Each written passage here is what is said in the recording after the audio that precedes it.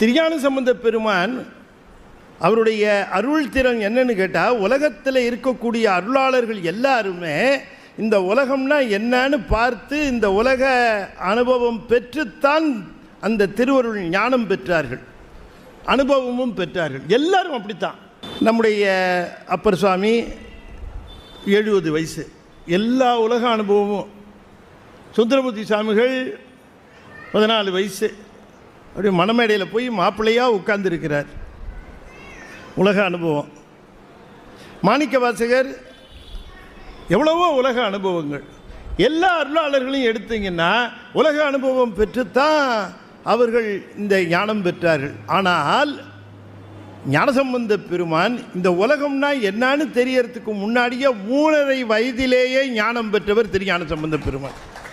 எல்லாரும் வினைகளை அனுபவித்தார்கள். வினை அனுபவமே இல்லாத ஞானவான் நம்முடைய ஞானசம்பந்தர் மட்டும்தான். ஒரு சிறு வினை கூட அனுபவிக்கல. எல்லா அருளாளர்களும் எதோ வினைகள் அனுபவிச்சு. சுந்தரமூர்த்தி சாமிகளுக்கு கண்ணு போச்சு, அப்புறமா வந்தது. மாணிக்க வாசகர் எத்தனையோ துன்பங்களை அனுபவித்தார், அப்பர் சுவாமியை அனுபவித்தார், எல்லாருக்கும் வந்தது. ஆனால் ஞானசம்பந்தருக்கு வினை அனுபவங்கிறது எதுவுமே கிடையாது, எதுவுமே கிடையாது.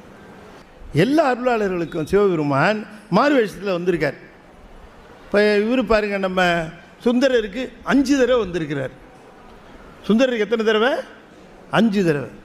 இதில் என்ன ஒரு அழகு அப்படின்னு கேட்டால், 5 தடவை வந்தார்ல, 5 தடவை வந்தார் இல்லையா, ஒரு தடவை கூட சுந்தரர் கண்டுபிடிக்கல. அவரை ஒரு தடவை கூட கண்டுபிடிக்கல.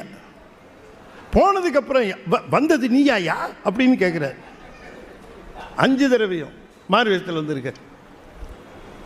நம்ம சாமிக்கு, அப்பர் சுவாமிக்கு திருப்பங்கியில் மாறுவேஷத்தில் வந்திருக்கார். மாணிக்க வாசகருக்கு கூலியாளாக வந்திருக்கிறார், வந்திக்கிழவிக்கு கூலியாளாக வந்திருக்கிறார், குதிரை வீரனாக வந்திருக்கிறார், எல்லாம் மாறுவேஷத்தில் வந்திருக்கிறார்.